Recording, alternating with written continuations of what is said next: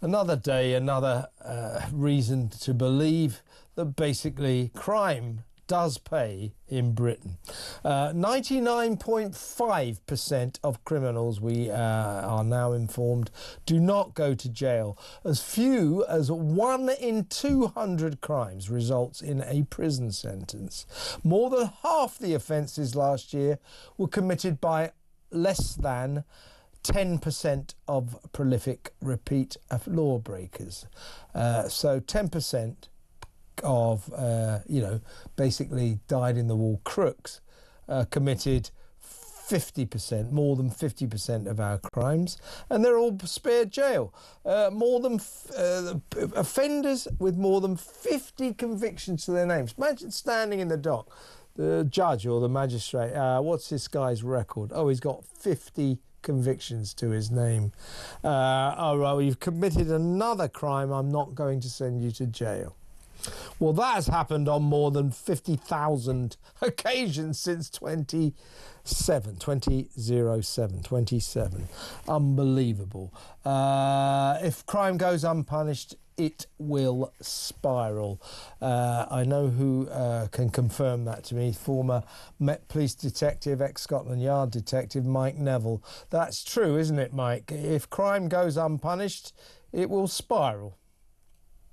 It's absolutely out of control, Kevin. And if you look at those stats, what it says is that 17 million crimes are reported each year. So you can imagine if you're poor and you live on a council estate, you're not insured and your house gets turned over, many of those people won't bother reporting the burglary to the police because they'll think, well, I've got no insurance, so there's no point. So we only talk about reported crime, which is a lot less than real crime.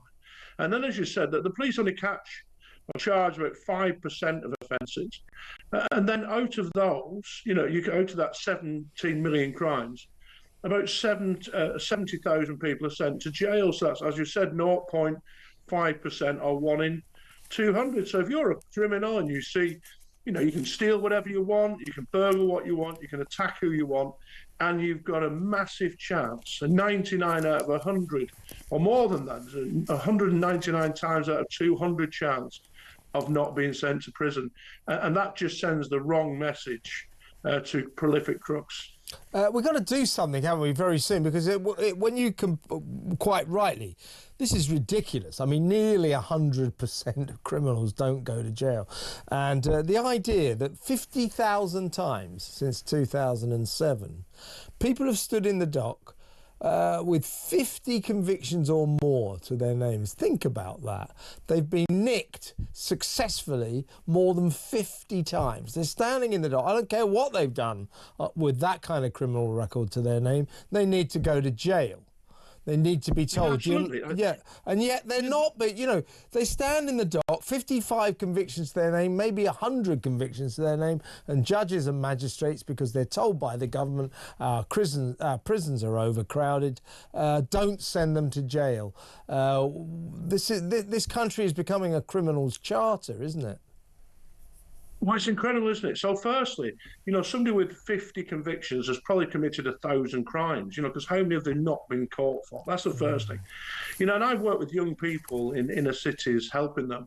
And so I agree that some people deserve a chance, maybe 1, 2, or even 3 chances.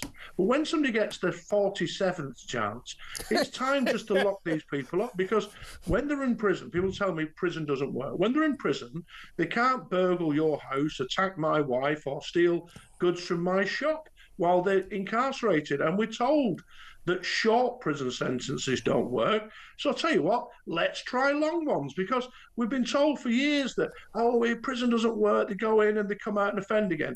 What these professors and alleged experts don't tell you, of course, is that these people have had 50 community sentences before they ever go to jail. Yeah. So that tells me that these rubbish community sentences don't work.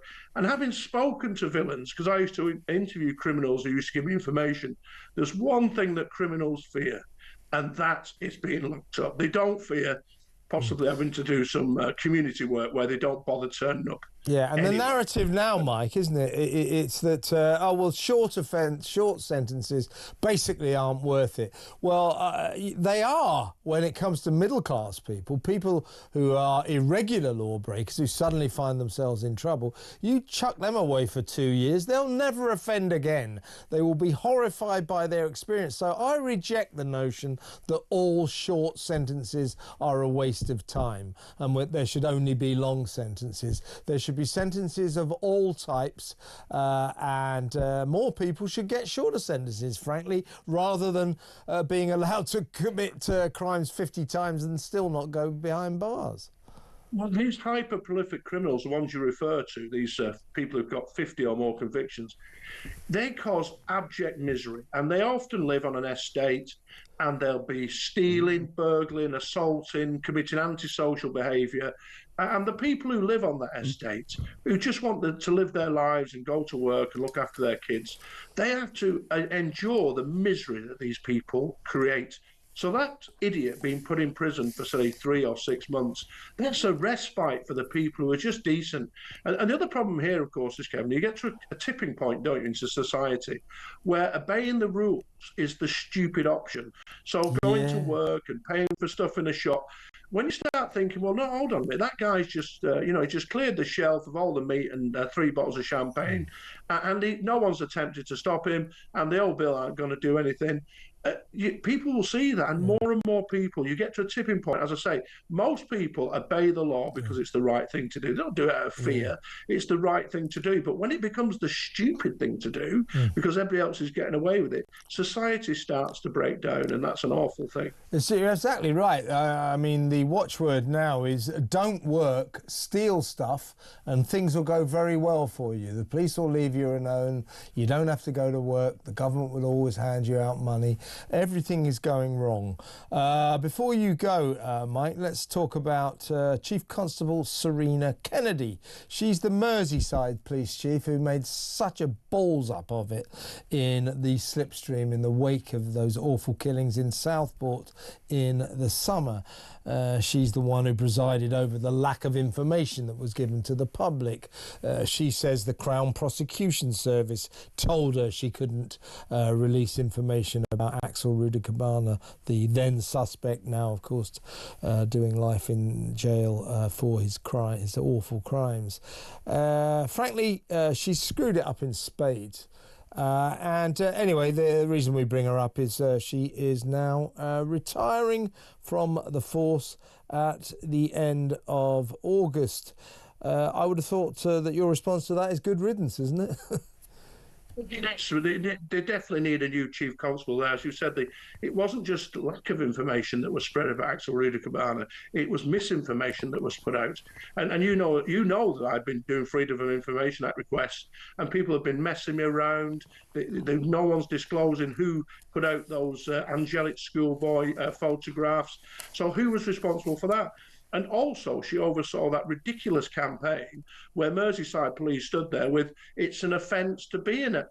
Was that down to her, Mike? Was that down to her?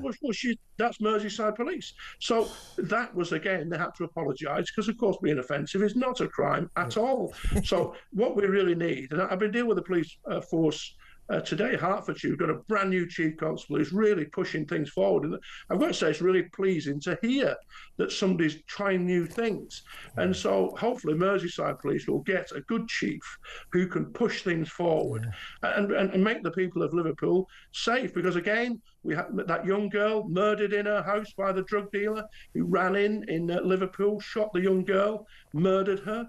So the people of Liverpool deserve a better chief constable who's going to drive down crime and make them safer both in their homes and on the street. Yeah, get a bit of safety on the streets and, I don't know, call me controversial, but just arrest the odd bad guy, lock up the odd criminal, that kind of thing. And when I say criminals, I mean people who steal bicycles and who steal cars and who beat people up in the street, all those things that current coppers seem to think is beneath them. They're not beneath them, and if they don't start prosecuting those kind of crimes, the everyday crimes that affect us all, burglary, then modern policing in Britain is a waste of time. Because if you look, there's CCTV everywhere now. We've got tracking devices on phones and other things that tell us where they've gone to. There's also people have ring doorbells and dash cams. There couldn't be more evidence. There's far more evidence available now than there was 20 years ago. So there should be far more criminals being put in prison than less. It's quite incredible. The police need to get a grip and use all these new opportunities as well as the old ones to arrest criminals and make us all safer. Well said, Mike. As always a pleasure to talk to you. Thank you so much for your time. Mike Neville there, ex-Scotland Yard detective. What do you think? I mean, we've got to do something. 99.5% of criminals don't go to jail. They avoid jail, including the offenders with more than 50 convictions to their names. More than 50,000 times since 2007. People who've committed more than 50 crimes and been convicted stood in the dock, and judges and magistrates have said, I'm not sending you to jail. I mean, no wonder they've committed more than 50 crimes. They don't get punished. Madness, eh?